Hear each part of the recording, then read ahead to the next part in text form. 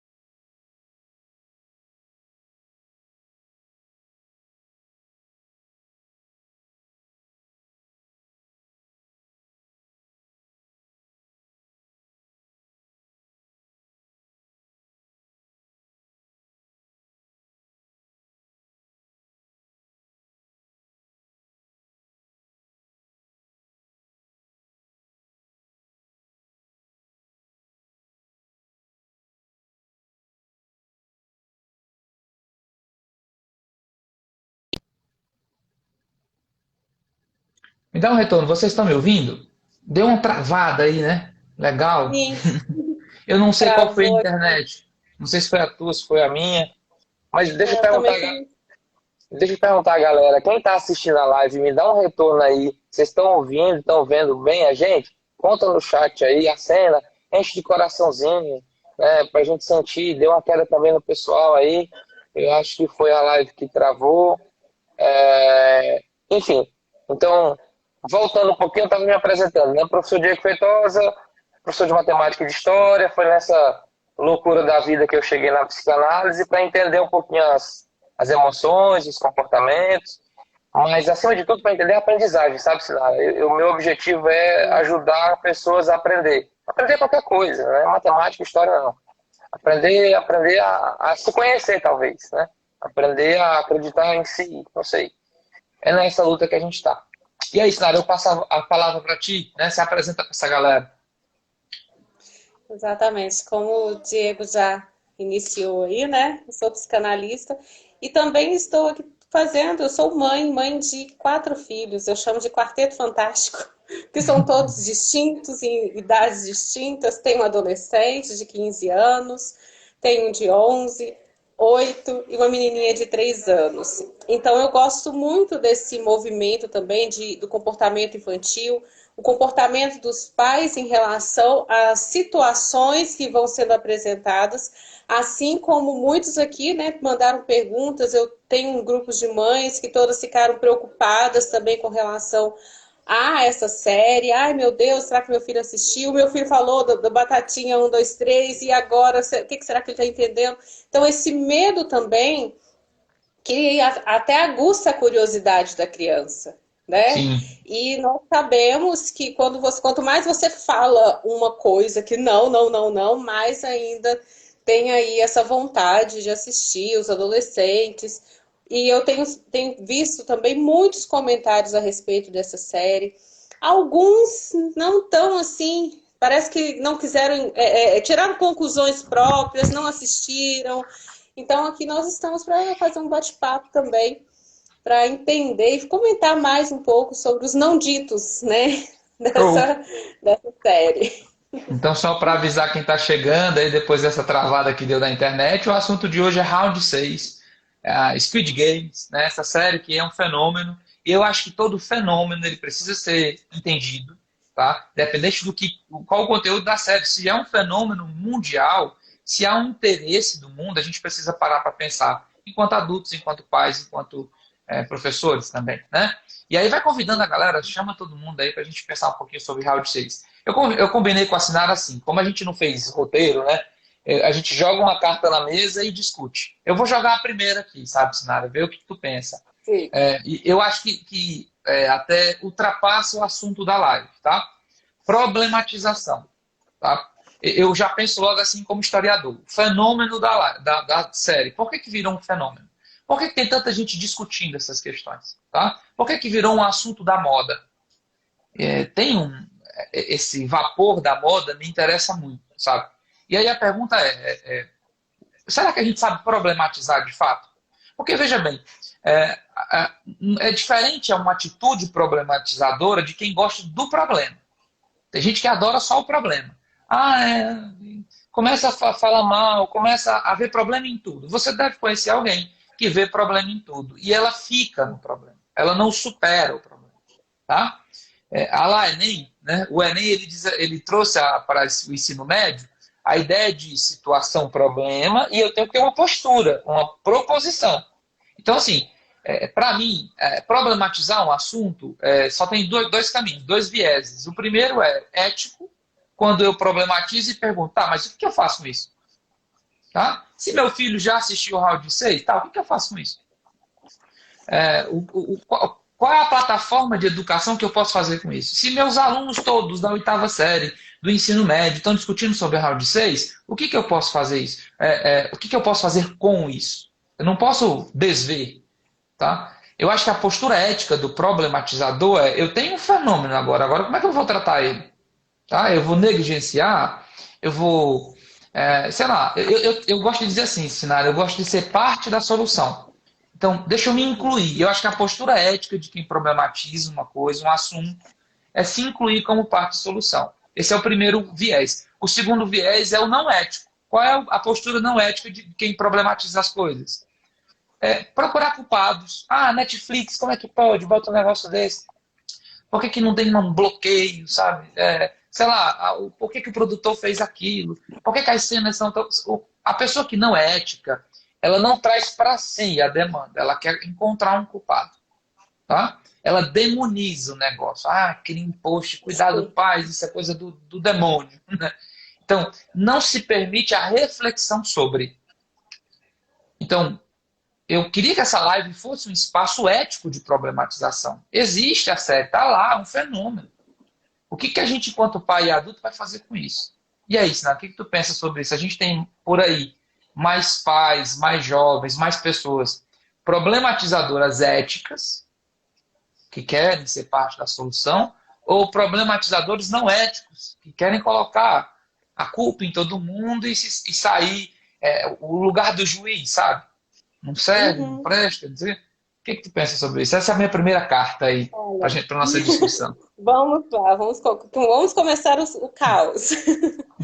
Vamos falar primeiro dos não éticos, né? Por que essa série gerou um incômodo muito grande?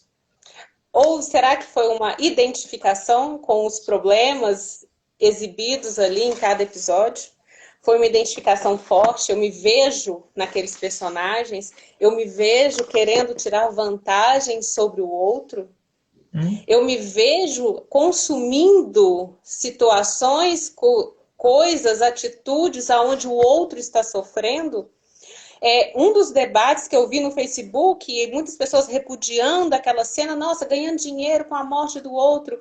Mas vamos falar aqui do mercado da pornografia? Nós não sabemos se aquelas mulheres foram traficadas, tem pornografia infantil.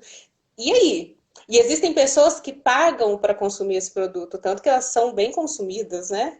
Então eu estou rejeitando algo que eu faço não igual ao que eu estou assistindo, mas parecido. Uhum. Então, O que essa me questão irrita, de eu né? vou. Por que Isso me vai me irrita? irritar, vai me causar um transtorno. Falar, nossa, está sendo exibindo algo que eu gosto. E nessa série, as pessoas pagam para ver as outras pessoas passando por aqueles jogos. Outro ponto também importante, nossa, tudo por dinheiro, vale tudo por dinheiro? Será que vale tudo? E como assim? Vou passar por cima do outro? Vamos imaginar em situações básicas da nossa vida. O trânsito. Todos querem chegar em um determinado local. Vamos imaginar a volta de viagem, gente. As voltas retornos de viagem são um inferno. Todo mundo querendo chegar em casa e todo mundo querendo passar por cima do outro. É aí que acontecem os acidentes. O que importa sou eu, que eu chegue.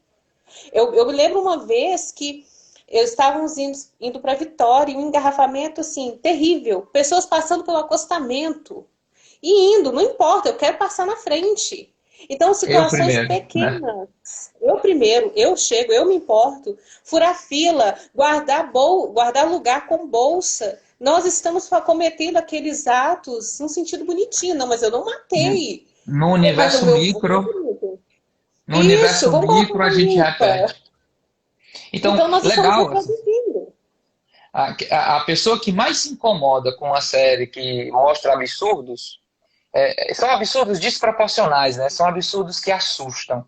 Mas a gente Isso. também, como adulto, comete diversos absurdos, micro absurdos, né? Não sei se eu posso nem chamar de micro, porque todo absurdo é absurdo. Mas a gente se irrita porque aquilo faz parte da nossa essência, né? A gente gosta do Big Brother, daquela coisa do ser VIP, do assistir a Sim. desgraça alheia, né? A dificuldade, a briga, enfim, a desigualdade. Porque, para mim, Sinara, eu acho que o grande assunto dessa série é a desigualdade social. É necessário uma desigualdade, é necessário uma miséria, que de alguma forma serve de entretenimento para alguém. É necessário uma classe miserável para que ela aceite esses absurdos. Então, tu Sim. começa essa live chamando a atenção de uma coisa muito legal. As pessoas se incomodam porque, querendo ou não, nós também jogamos esses Squid Games da vida, né? Nós também usamos máscaras o tempo inteiro nesses jogos, sabe?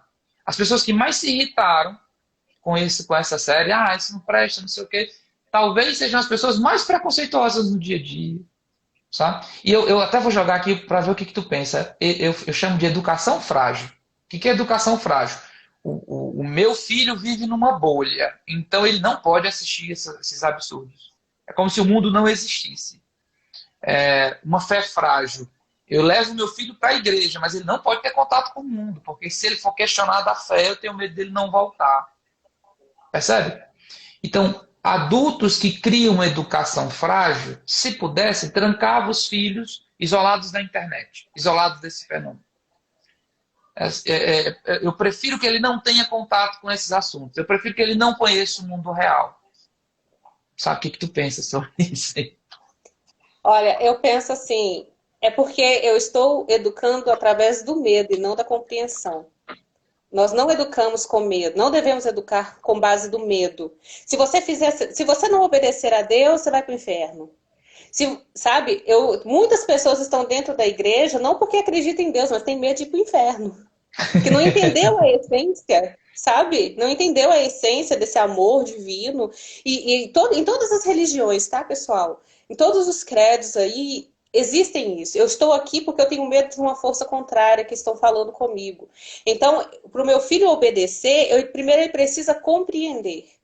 Ah, só de eu olhar ele obedece. Ele obedece porque ele está com medo da sua reação ou porque ele entendeu o sentido? E como ele vai se defender sozinho? Porque nós não temos esse poder de controlar os nossos filhos depois de uma certa idade. Então eu preciso orientar. A orientação de acordo com a personalidade ali do meu filho. É orientar e não manipular.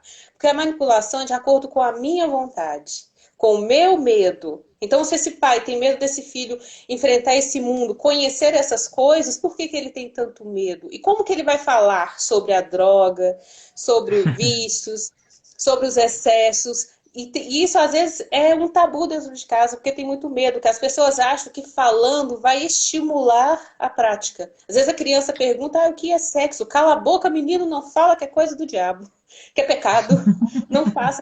E a criança fica crescendo com aquele medo e depois acaba que não tem informação. E vai ter uma informação equivocada lá na frente.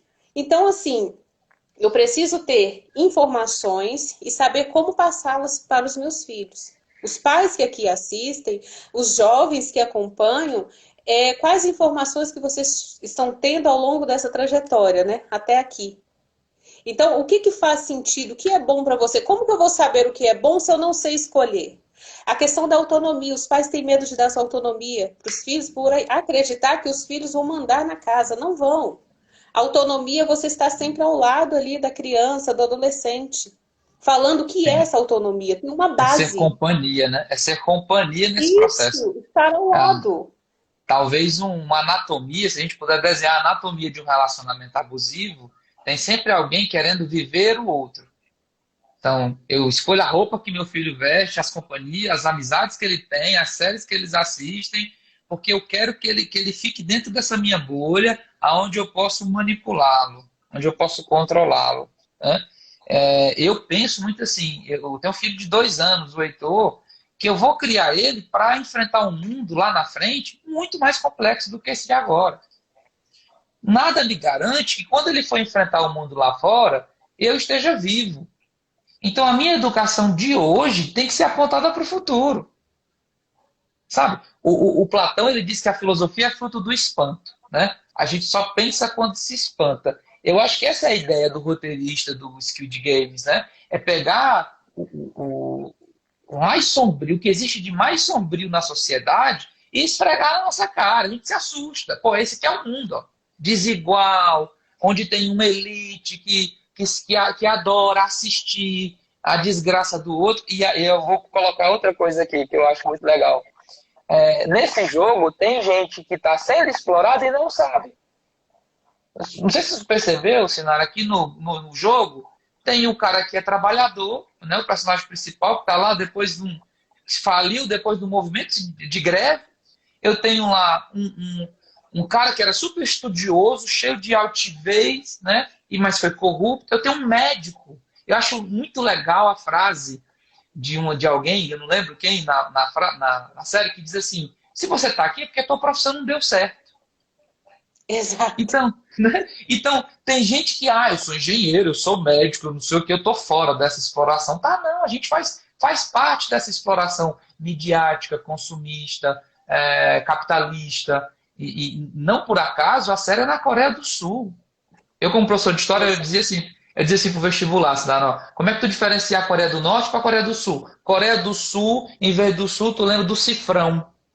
As grandes empresas, né? Coreia do Sul, tá lá, Samsung e tal. O capitalismo é um dos berços do capitalismo. Então, o próprio diretor da série, ele conta que escreve a série porque ele sofreu muito com o desemprego. Tá? Então, assim, além da exploração, tem gente que está sendo explorada e acha que não. Por isso que se assusta tanto quando assiste a série. O que tu pensa? E logo que a série começa, já começa com uma exploração onde um homem, pai de família, é sustentado pela mãe. E a mãe lembra do aniversário da filha. E ele reclama, não, o dinheiro tá pouco, me dá mais. E a idosa ali cansada, indo trabalhar, não, me dá mais, ele comendo. Ou seja, como que eu estou preparando o meu filho também para ele ser responsável? Eu estou criando um Fantástico, filho folgado, que não lava uma fantástico. louça? Eu não tinha visto isso nesse ponto de vista, de Então, assim, fato. o início ali é criando adolescente não, um adolescente, né? Porque ali ele não saiu ainda, que segundo a Organização Mundial da Saúde, a adolescência vai até os 25. Tem uns com 40 e ainda adolescente. E ele ali folgado, dependendo ali da mãe para comprar um presente do filho, da Interessante. filha. E ele lá comendo, ela abaixando para pegar as coisas pesadas para ir para trabalhar. E ele vira e fala: cadê o dinheiro? É pouco. E ela vai lá e não, toma aqui mais. Depois ele ainda rouba ela, ele ainda pega mais Sim. dinheiro das economias dela lá. Você está E ele falando, eu nem estou lembrando sabia. aqui. Eu não tinha visto desse ponto, porque esse personagem que você está falando é o mais querido da série, né? É o que todo Sim, mundo sim. gosta. Mas No agora eu início estou ele é falando. folgado.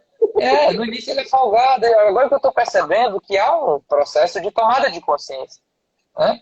Tem muita gente, Sim, talvez, nesse momento, dizendo assim: como é que pode essa desigualdade? Isso aí? Mas também é um folgado dentro de casa, né? Também é aquela pessoa que ainda não tomou consciência de que existe um mundo lá fora para enfrentar. E às vezes é confortável ficar na casa dos pais, né?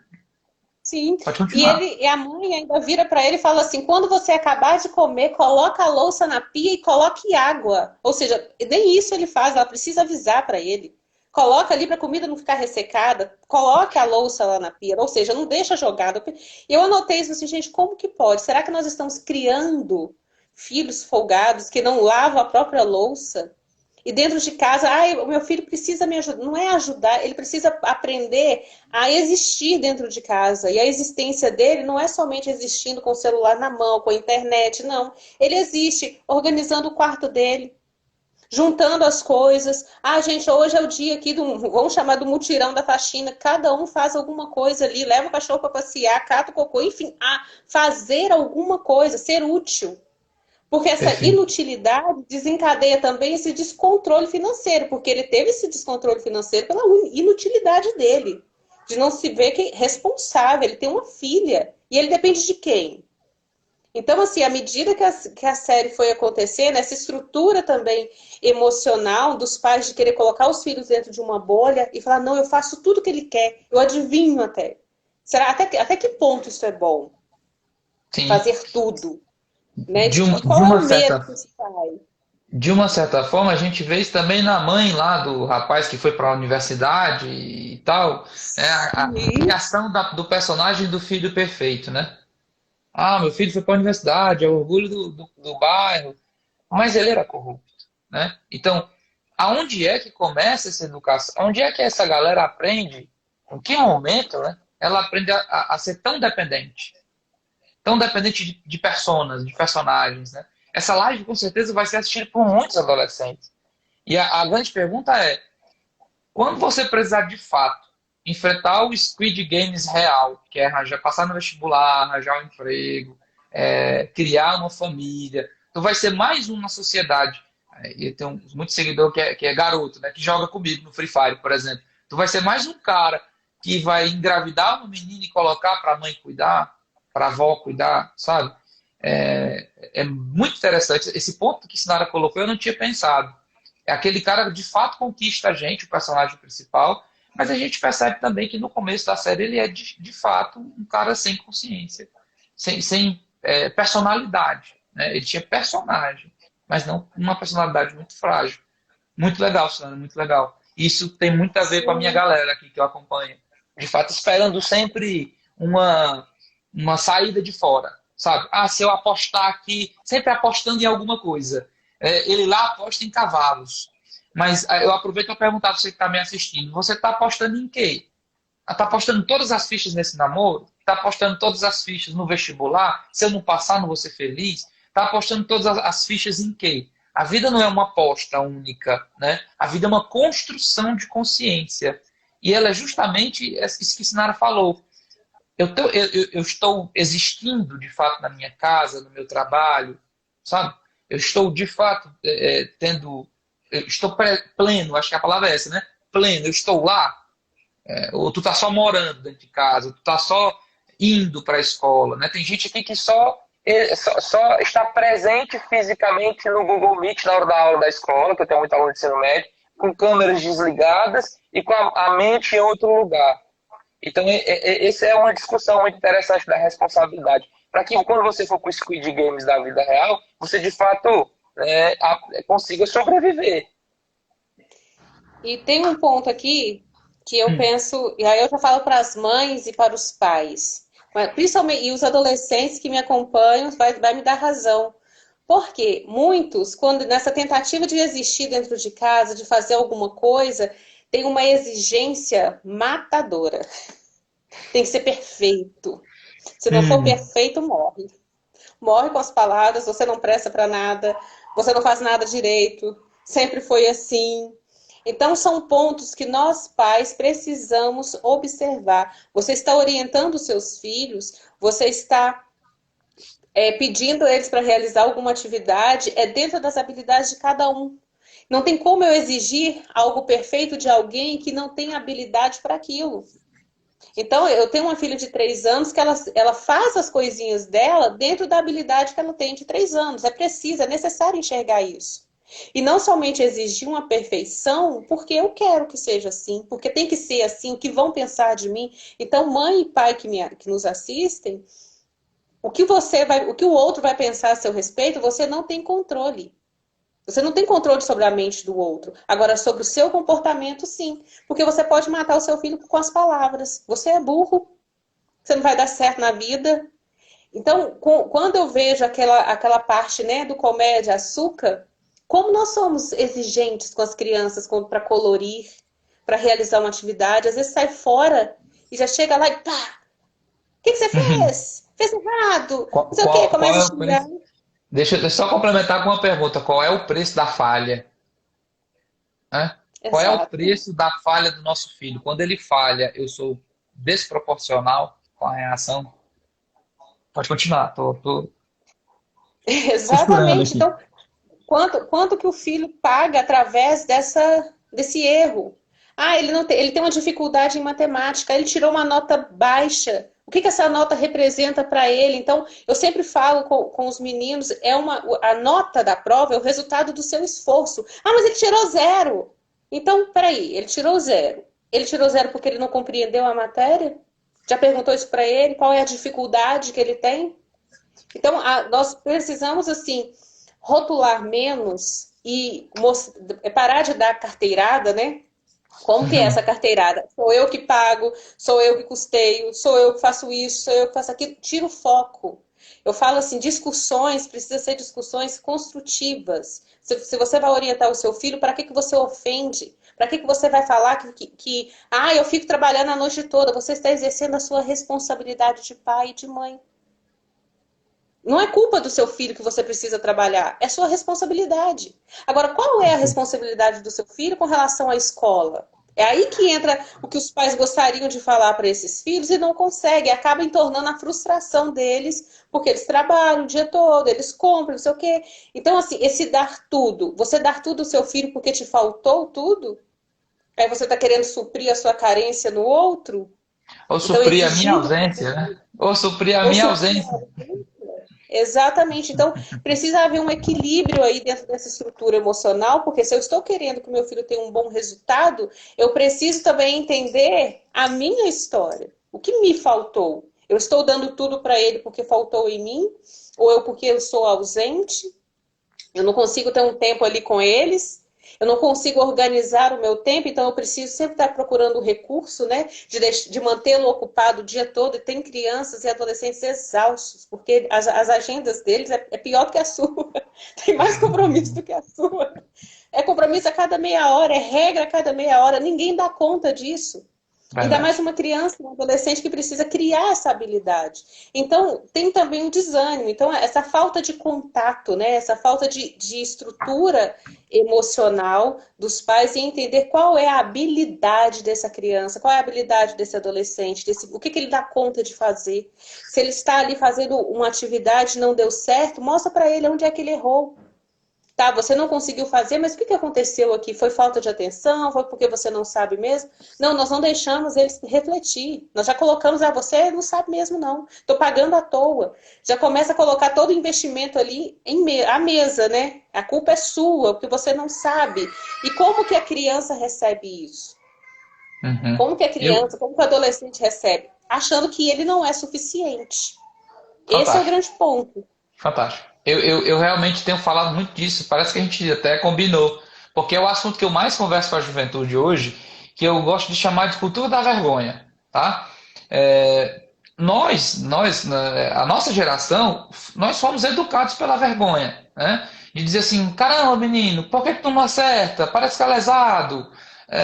Não aprende porque não quer. É uma frase que eu escutava muito dos professores até na minha idade, né, de ensino fundamental. Não aprende porque não quer. E o que é a vergonha? Eu gosto muito de diferenciar, Sinara, a culpa da vergonha. Eu acho que os pais ainda não entenderam isso, e aí eles acabam, como a gente experimentou muito culpa e vergonha misturado, a gente faz os nossos filhos, né, terem essa experiência também sem nominá-las. Então, quando eu faço uma coisa errada, quando eu cometo um ato errado, um ato inadequado, vamos dizer assim, podia ter sido melhor, e eu chamo meu filho, né, ou ele percebe que foi um ato errado, ele sente a culpa. Né? A culpa é dizendo assim, caramba, nisso eu errei, mas eu posso consertar. O bom da culpa é que ela ainda tem um espaço da resiliência para uma nova atitude, um repertório de atitude. Então a culpa, bem trabalhada, ou pelo adulto, ou pela própria pessoa, se transforma em responsabilidade. E a gente está conversando sobre isso. A responsabilidade no jogo da vida é muito importante. Né? Agora, a vergonha é quando eu digo, poxa, errei, e por ter errado eu não sou uma boa pessoa. Eu não sou bom o suficiente. Então eu sou uma pessoa ruim. A vergonha é quando os teus atos, em vez de você transformá-los, você se diminui. Então, às vezes, até para mim, sempre a vergonha adoece. De alguma forma, a vergonha te adoece. Você vai se achando pouco suficiente, você vai cometendo novos erros e você vai indo para o campo oposto da responsabilidade. Durante muito tempo, os personagens lá da série, pelo menos os principais, eles se envergonharam das escolhas que fizeram, né? E foram se afundando em escolhas piores. A diferença, e aí assim, é a parte poética da série, né? O que o diretor quis fazer, né? A diferença é que começou todo mundo no mesmo nível do jogo, mas quem ganhou foi tomando consciência de si mesmo. Eu acho que o cara que ganha, ele ganha porque toma consciência de si mesmo, dos erros, a culpa que ele sentiu quando chegou em casa e a mãe estava morta, e ele percebeu o tempo que ele passou para maturar essa culpa, né? Para perceber assim, caramba, eu passei a vida inteira errando, eu preciso quebrar esse ciclo. Né? Eu acho que, eu enxergo o personagem principal como um cara que consegue elaborar esses traumas e dizer assim, deixa eu quebrar esse ciclo. Até na chance que ele tem do final de vencer o jogo matando o seu melhor amigo, ele diz, não, eu prefiro desistir desse jogo, porque eu quero quebrar o ciclo. Eu quero quebrar o ciclo da vergonha e quero, de alguma forma, tomar a consciência da minha vida. Eu acho que essa é a grande parada dessa série, sabe? A dor, que Jung, né? Que Jung fala, não há tomada de consciência sem dor. Ele sofreu demais ali, ó. Cabelos cresceram, barbas cresceram, ele sofreu, doeu nele. Perceber que ele era um babaca, né? E o que é babaca? Vem do latim baburros. Ó, se existe uma burrice, é o babaca. O babaca é aquele que acha que ele tá na merda, mas ele acha que tá pleno, que tá bem. Não, é de boa, né? Tá tudo tranquilo. Então, existem adultos hoje que não conseguiram vencer seus ciclos de vergonha, estão presos nas culpas, né? E estão, de alguma forma, sendo ser de vingança na educação das crianças, né? Tentando fazer com que elas passem por isso também. Concorda? Discorda? O que você pensa? Concordo. E mais, tem essa questão, assim, a culpa, como você já está pontuando, a culpa ela paralisa. A responsabilidade te faz refletir aonde é que você precisa mudar. Porque a culpa você vai só, a culpa ela te paralisa, você, a culpa é minha, a culpa é minha, você vai colocando no potinho ali, culpa é minha, culpa é minha, culpa é minha, e você não abre espaço para pensar, peraí. A pergunta, o que que eu precisei, o que que eu preciso fazer para agir de uma forma diferente? O que que eu preciso fazer para eu não me endividar? Que o tema ali são as dívidas, né? O que que eu preciso fazer para eu realizar boas escolhas? Quem que eu preciso buscar ajuda? Com quem eu preciso conversar? Com quem eu preciso fazer desabafos? E eu chamo também, abro um parênteses aqui, que eu falo assim, o desabafo precisa ser um desabafo inteligente, com pessoas que realmente vai te mostrar possibilidades e não apenas falar, não, também você pisou na bola, hein? Então, e aí? E depois? E depois? Se você sai, às vezes até pior, porque o nosso cérebro, ele compara o tempo inteiro. Se eu começo a conversar aqui com você e falo, nossa, hoje eu levantei com uma dor de cabeça, bati a cabeça ainda na quina da cama, não sei o que, não sei o que, você vai lembrar de um dia que aconteceu o mesmo com você e foi ainda pior. Então, cada um contando a sua dor. E chega na hora, quando o primeiro momento ali, onde eles param o jogo, né? Cada um começou a olhar a sua angústia, o seu problema. Não, eu preciso do dinheiro, então não tem que fazer votação, não. Já estamos aqui, vamos embora. Não pensou, e quem escolheu ali, começou a escolher, não estava pensando no jogo, nas consequências deste jogo. Então, quantas vezes nós pensamos apenas em nós? Nós somos egoístas. Sim. Somos egoístas. Queremos só o para nós. Não, é meu. Não, primeiro eu, depois o resto. Tá? Sim. Você cuidar da sua saúde, cuidar do seu comportamento para refletir, mas existe ali um egoísmo. Na hora daquela decisão, o comportamento foi, não, mas eu preciso desse dinheiro. E as outras pessoas, não, gente, vai todo mundo morrer. Eu me lembro que Agora uma sim. vez eu fiz uma dinâmica. Pode terminar, Pode pode falar, falar. depois eu falo. Não, Eu fiz uma dinâmica.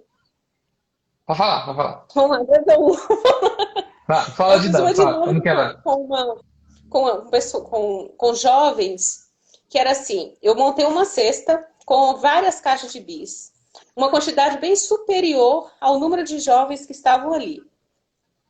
Dei a eles um balão cheio e um alfinete. O comando foi, vai ganhar a caixa, eu falei no singular, né? A caixa de bis, quem permanecer com o balão na mão, cheio. O que eles entenderam? O bolo começou a pocar. A hora que eu terminei de falar, começou a pocar a bexiga do outro, o balão do outro. Pá, pá, pá, pá, pá, pá, pá, pá. De repente, alguém falou assim, gente, vamos dividir. Não, eu quero, e a outra... Teve gente que alfinetou o dedo do outro. Enfim, ficou uma pessoa com o balão e vibrando. Eu falei, vocês não entenderam a proposta. Vai ganhar a caixa de bis quem permanecer com o balão cheio na mão. Eu não mandei estourar. Eu não mandei pocar a bexiga do outro. É permanecer. Só precisava permanecer. E como que é a nossa interpretação? Eu tenho que fazer isso, eu tenho que avançar no outro. Eu salvo o que é meu e vou atrás em cima do que o outro tem, mesmo que o outro tenha o mesmo objetivo que eu. É Então, assim, melhor e tinha eliminar a quantidade concorrência, né? É exata. melhor. Isso. E tinha quantidade exata de caixas de bis para todo mundo. Se eu não me engano, eram 20 pessoas. Então, eu tinha a quantidade exata. Então, é a questão assim, as pessoas não escutam. Não escutam e às vezes tiram conclusões precipitadas baseadas no achismo, na própria história, nas próprias angústias. Não param para refletir, mas espera aí, mas por que que o aluno está agindo dessa forma? Por que que o aluno está agressivo? Por que que o colega falou assim comigo? Então, é atacado, né? Eu me sinto atacado, então eu preciso atacar para defender o que é meu. Pronto. E assim, eu ia falar, ia te interromper, mas você contou essa história e de certa forma corroborou ainda mais com o que eu penso e eu quero dividir contigo. Porque quando a gente diz assim, ó, todos nós somos egoístas, concordo. Mas há uma tendência de a gente achar, de algumas pessoas se sentirem envergonhadas. A cultura da vergonha, né? Quando eu me percebo egoísta, eu me envergonho em ser egoísta. Quando eu me percebo invejoso, eu prefiro dizer que a minha inveja é branca. Mas Sim. não existe inveja branca ou preta, inveja é inveja, né? Então, assim, onde é que eu quero chegar? Nós somos reconhecer essa pior metade, né? Reconhecer a primeira parte, tá? Todo mundo que está aqui nessa live, é competitivo, se colocar numa situação complicada, geralmente vai defender o que é seu e atacar o do outro, tá? Mas eu preciso deixar claro que eu ainda acredito nisso. Pode ser uma utopia minha, sabe, Sinara? Mas eu acredito que isso não é inato. Tá? Não é uma discussão da filosofia. No homem nasce mal, a sociedade corrompe, ou o homem é o lobo do homem. Eu não vou entrar nessa. Mas eu penso assim, nós somos educados socialmente para sermos egoístas. Tá? Os nossos pais foram educados para serem competitivos. Então há uma educação. Você que está me assistindo e se identifica com isso, poxa, realmente eu sou egoísta, realmente às vezes eu sou invejoso e tal. Mas nós somos educados para ser assim. Na verdade, o individualismo é o fundamento do capitalismo. E aí sai o psicanalista, eu falo o professor de história, né? Eu sempre digo assim para a galera, ó, não adianta, atenção juventude que está me assistindo, né? Não adianta, eu sou de Fortaleza, eu estou falando com vocês aqui de São José do Rio Preto, eu estou em São Paulo. Mas eu sou de Fortaleza, de um bairro periférico, né? Assim, favela. Eu conheço bem a vida da favela, do que é periferia da cidade. Então eu tenho uma galera que me segue aqui que é de periferia, que é de zona rural e tal. Então não adianta de nada, tu tá na margem. O que é marginalizado, né? Periferia. É quem tá à margem da sociedade. Não adianta de nada tu tá à margem da sociedade e querer passar no vestibular de direito só para sair da marginalidade e esquecer a galera que ficou. Eu não quero que meu aluno passe em medicina para ele ser só mais um novo rico. Entende? Eu preciso que a gente quebre, mais uma vez, quebre esse ciclo de pensamento onde eu penso só em mim, em deixar a pobreza, em detrimento de quem fique. Eu tenho colegas que também são da mesma periferia que eu, que hoje estão numa condição social interessante. Não são ricos, né? Porque não existe classe média no Brasil, a gente acha que existe, mas não existe classe média no Brasil. Eles são melhores de condição, mas eles esqueceram, existe uma amnésia na cabeça deles do tempo que eles eram periferia. Eles são contra cotas, eles são contra as escolas públicas, o Enem e tal. Toda a política pública voltada para a periferia eles são contra porque as filhas estudam na rede privada de elite, percebe? Então, a grande questão é, nós precisamos de uma educação dentro de casa e na escola, que quebre esse ciclo do egoísmo. Que trabalhe. Por isso que as competências socioemocionais, né, são tão importantes. Né? Tá na base. A BNCC, a Base Nacional Comum Curricular, trouxe as habilidades emocionais como base para currículos. Ó, que loucura, Sinara. Antes era só conteúdo. Agora a gente está dizendo assim, ó, ensina virtude, para depois conteúdo. Porque se eu ensinar só conteúdo, talvez o meu filho passe em medicina e vá para a miséria, como foi no cara lá do Skid Games. Ele se tornou cirurgião, mas cometeu erros absurdos e estava vendendo órgãos. Ele era médico sem ética. E aí a gente tem médicos sem ética, advogados sem ética, policiais sem ética, professores sem ética, sabe? Políticos sem ética, eu não vou entrar nesse assunto, né? Então, a gente precisa, vai para a virtude. Se eu ensinar, hoje, virtude é uma discussão aristotélica, né? Mas vamos transformar a virtude em competências socioemocionais? Se eu ensinar ao meu filho o que é respeito, cooperação, empatia, sabe? Tudo isso é para que ele, de fato, vá para a sociedade, vá para esse jogo para fazer diferença na sociedade. Para quem sabe fazer diferença na vida que ele tocar. O nosso personagem principal, além de... Eu acho lindo isso. Ó. Quando eu tomo consciência de mim, eu vejo o outro. Quando ele era um babaca no começo da série, ele tomou consciência dele, mas ele não conseguiu ficar só nele. Ele precisou ajudar o irmão daquela moça, sabe? Ele precisou ajudar a mãe do cara que morreu. Então, a pessoa que toma consciência de si, a palavra consciência, e aí travou a impressão minha, a palavra consciência é ciência com o outro. Não existe consciência eu sozinho. Consciência é sempre com alguém. O que tu pensa de ensinar? Olha, eu acho isso super importante, porque como que eu posso ensinar, isso eu estou falando no lugar de mãe, né, meu lugar de fala que é o lugar de mãe, a ensinar o meu filho a valorizar todas as pessoas, todas as profissões. Porque independe ali de se ele vai se tornar um médico, um advogado, ele precisa valorizar, porque Nós precisamos de todos. Teve uma época que eu sou aqui de Minas Gerais, Contagem, Minas Gerais, que a coleta seletiva de lixo estava de greve. Então as ruas estavam assim, tendo quilômetros de lixo nos postes, então aqueles aglomerados ali de sacola e tal. E eu estava indo à padaria com um deles, e ele falou, nossa mamãe, que tanto de lixo. Eu falei, filho, percebe o quanto nós precisamos da coleta de lixo? Porque eu valorizo aquele trabalhador, eu valorizo a faxineira, eu valorizo a pessoa que limpa a louça, que está ali, um garçom, eu preciso valorizar. Então, eu não me achar numa classe superior, mas eu não sou coletora de lixo, então eu sou advogada, eu sou psicanalista, então eu passo por cima. Não, eu preciso deles. Porque na falta, ele vai fazer a diferença dessa falta. E o ser humano, como você pontua, ele foi acostumado a valorizar apenas quando falta. Sim. Então, por enquanto, essa concorrência, eu percebo assim, a maternidade ela é uma maternidade solitária. Desculpa quem discordar disso. Por quê? As mães passam, e eu venho nessa voz para tentar unir essas mães, porque as mães estão passando por situações parecidas, todas elas na sua residência. E quando você pergunta, já aconteceu isso com você? Não, comigo nunca. Porque tem medo. Tem medo do julgamento, tem vergonha. Ah, mas eu sou a mãe, então como que o meu filho está fazendo isso? Eu me lembro uma vez que meu filho fez pirraça e o primeiro, né? Eu falei assim, gente, mas o que eu estou fazendo de errado, meu Deus? Fui fazer uma pesquisa de campo, né, com as outras mães. Já aconteceu isso com você? Não. Aí com nenhuma tinha acontecido. Pensei, pronto, sou eu a errada aqui. Depois eu era muito nova na época, eu comecei a estudar e eu descobri que essa pirraça, a criança faz pirraça, e que eu preciso aprender a lidar com essa frustração do meu filho. Eu falei, então todos estão passando por isso, mas tem vergonha de assumir por imaginar e também por ser julgada. Você não dá conta, você quis ter filho, tá vendo o que você está fazendo, cadê a mãe desse menino?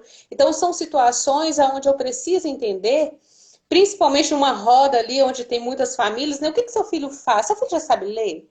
Meu filho já saiu meu filho já não usa fralda, meu filho já não usa mamadeira, meu filho fala inglês. É uma concorrência o tempo todo. Tá, e quando é que essa criança existe? Quando é que essa criança é um ser humano?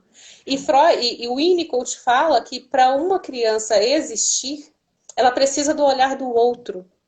Então, como que essa criança está existindo se está faltando um olhar direcionado? Quem sou eu? É a pergunta dos adolescentes. E como que esse adolescente existe, sendo que alguém fala que ele não é criança e não é adulto? Olha o primeiro conflito aí. Quem que ele é? Ele é o quê? Então, são coisas assim. Eu preciso trazer essa existência. Não, você existe. Então, trazer essa separação também, que o meu filho é diferente de mim. O meu filho não são as minhas escolhas, né? Você pensa igual eu. Não, não pensa. Ele pode pensar diferente. Ele pode tomar algumas atitudes diferentes das minhas, mas ele pode errar. Eu preciso colocar a base do respeito. Ele pode errar. Eu erro. Pode errar. Só que ele pode estar equivocado. É justamente isso. Nós adultos temos uma dificuldade de assumir o próprio erro e ensinamos no currículo silencioso que é feio errar. Eu acho que essa é a parte mais violenta da série. A metáfora mais violenta da série é que se errar, morre. Isso. E como eu te falei, qual é o preço da falha, né? Tem falhas que nos levam à morte diariamente, mais rápido. Tem falhas que são atalhos para a morte. Né? Só que a gente não se permite pensar nas falhas. É melhor dizer que eu sou a referência positiva. É melhor contar a minha vida como um conto de fadas e não como um conto de falhas. O Rubem Alves, ele diz uma coisa muito legal que eu me identifico muito. Hoje eu sou o que sou porque tudo que eu planejei deu errado. Sabe? Eu tenho uma infinidade de erros para contar da minha vida. E são esses erros e a elaboração desses erros que me fizeram ser quem eu sou. Cheio de problemas, incompleto. Mas, de alguma forma, eu costumo dizer que as dores e delícias de ser eu, né? Existem isso. E eu preciso passar isso para o meu filho também. Filho, você pode errar, mas você precisa pensar sobre esse erro, acolher esse erro, transformar em atitude, sabe? Fazer com que isso dê um rumo à tua vida, sabe? Aí a série bestializa a gente quando a pessoa erra e pá, morre, né? Porque, querendo ou não, ela faz o lapso de tempo, né? Se a gente for ver a nossa trajetória até o fim da vida, é costurada. Nosso enredo é costurado por falhas. Falhas essas que geralmente a gente nega. Quando meu filho acerta, eu digo assim, ó, aí, foi meu filho, ó. Quando meu filho erra, eu digo para ele o quê? Aprendeu isso com quem? Eu tenho certeza que foi com o filho de fulano. Foi na escola, né? Nunca foi aqui dentro de casa, sabe? Nunca foi aqui. Não sei se tu concorda com isso.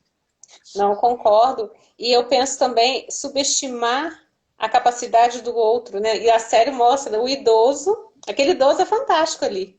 É fantástico. Ele era assim, peraí, o que eu vou fazer carregando essa mala, né? Ele é velho, vamos pensar. E ele criou estratégias. Ele ajudou Sim. de uma certa forma, ele teve ali uma habilidade. Isso mostra também pra gente, A não mulher também, né? menospreze O as menosprezo da mulheres mulher. também. Isso, Ah, não vamos menosprezo chamar a da mulher. superioridade, né?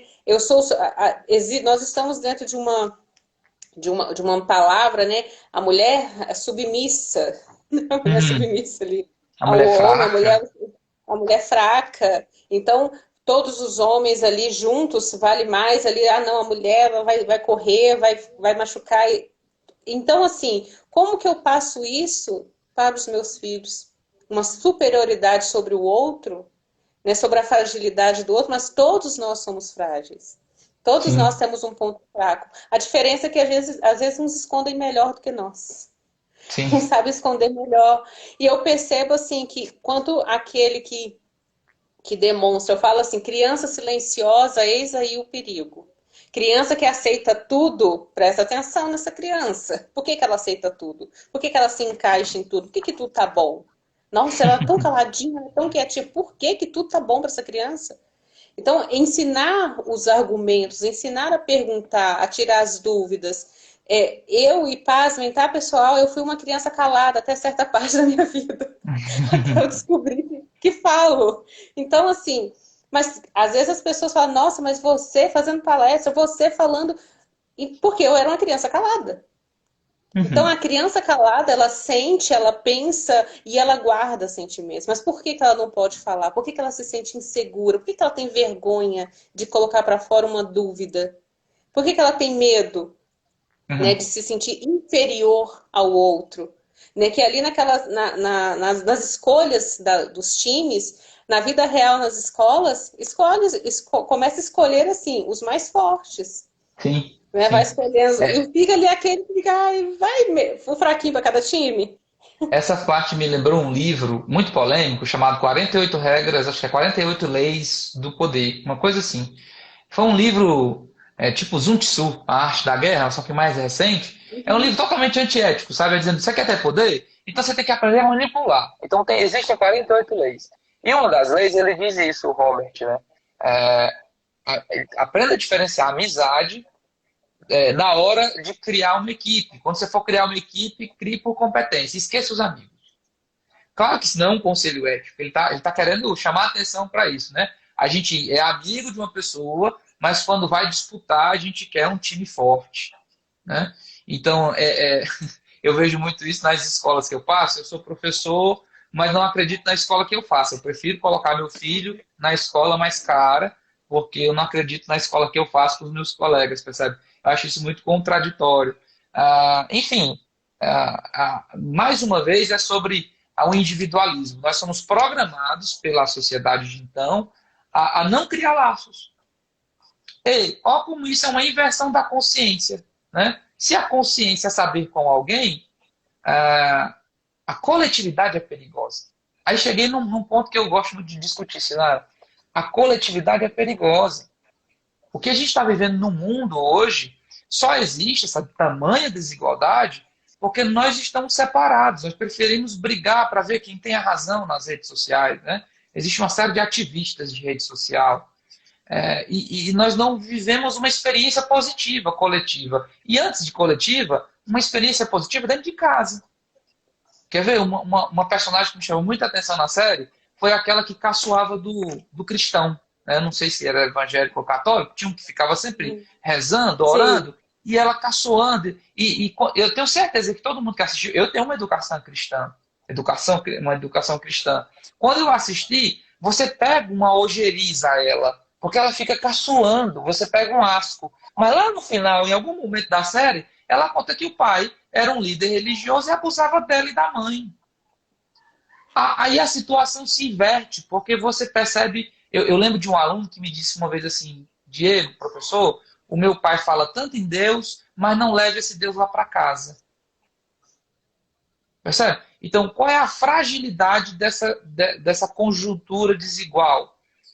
Todo mundo está estranho, está todo mundo numa sobrevivência doida. Né? Estranhos morando no teto, pessoas morando no mesmo bairro, mas que não se conhecem, que não estão preocupadas mais com o bairro.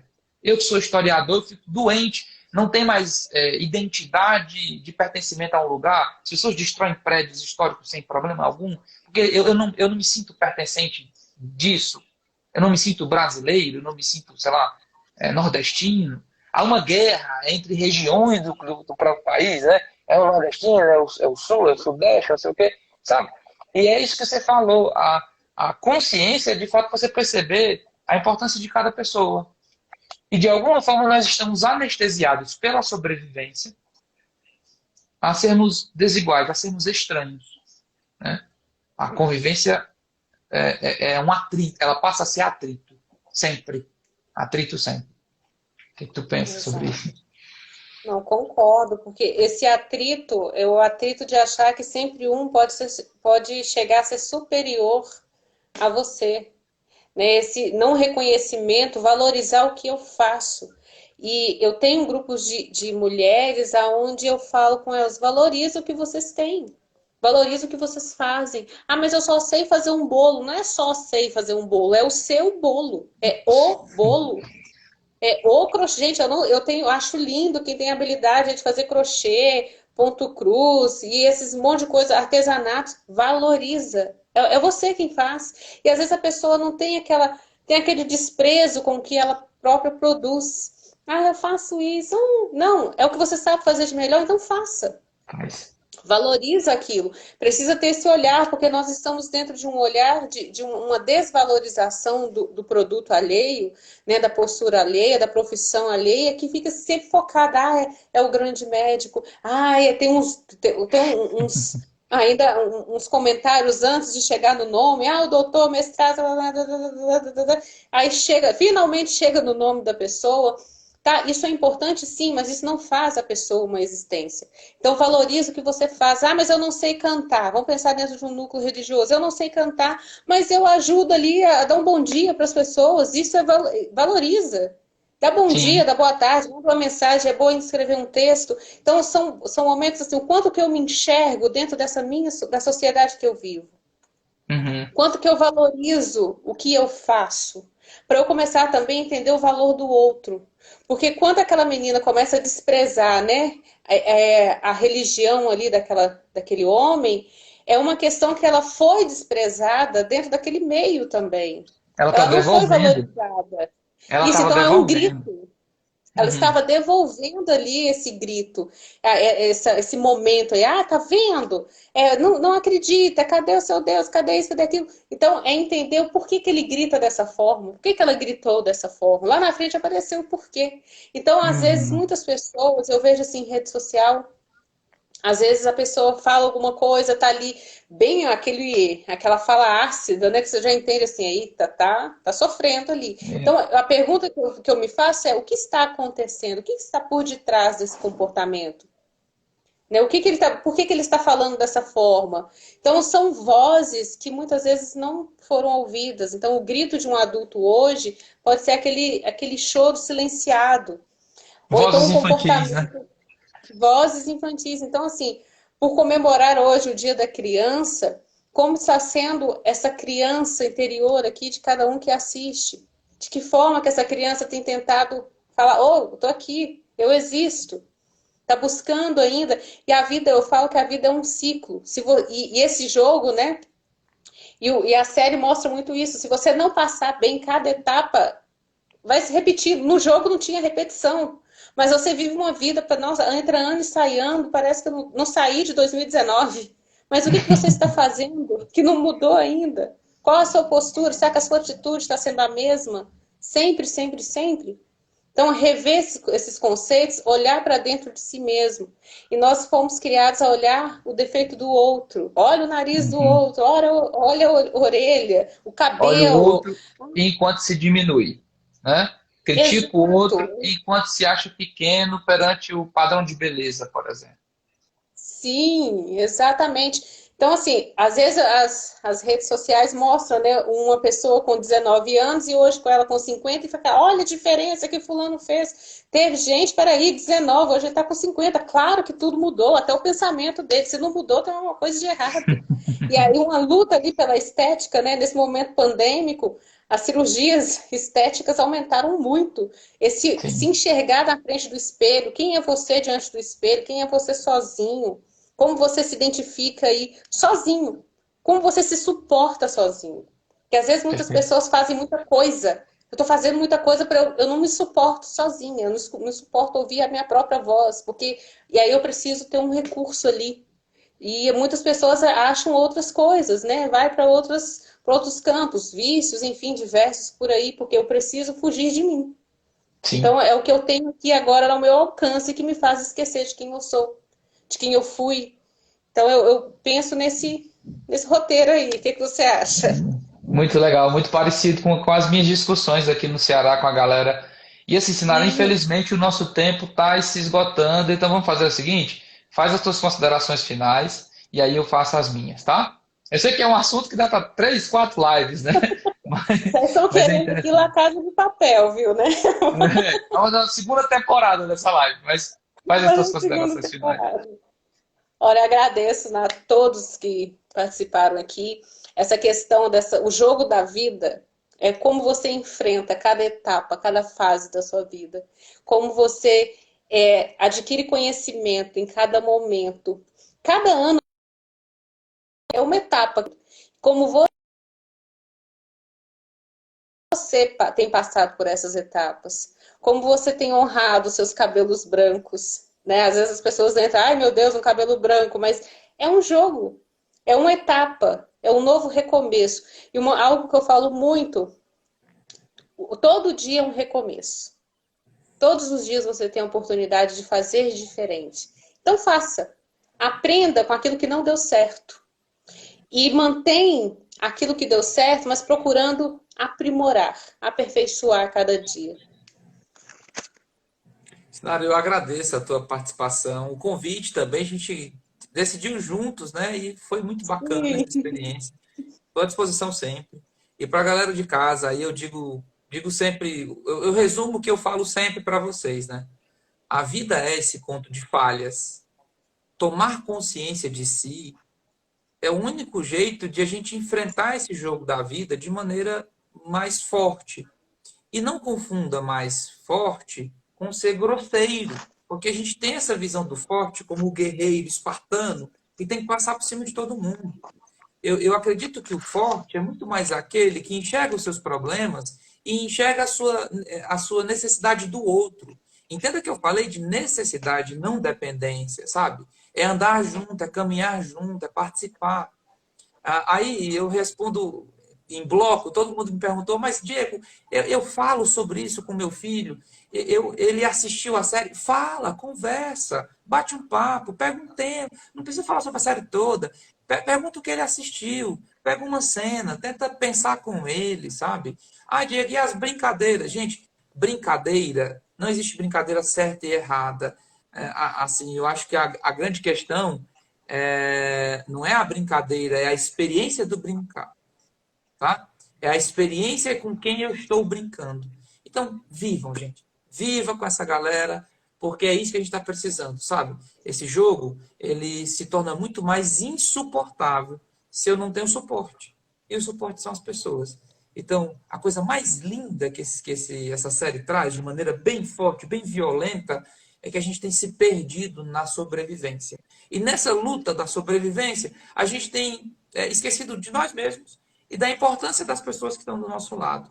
Tá? Então, ao final dessa live, né, pense um pouquinho sobre isso, sabe? Encarem todo o problema que a vida oferece como uma plataforma de ser um pouquinho melhor para si, né, e para os outros. Eu acho que é isso, né, Sinara? Então, obrigado, gente. Obrigado de coração. Vou tentar deixar a live salva, porque nunca mais fiz live aqui, não sei nem se vai mexer mais no Instagram. Mas muito obrigado e até a próxima, viu? Abração, Sinara. Até a próxima. Tchau, tchau. Beijo, tchau.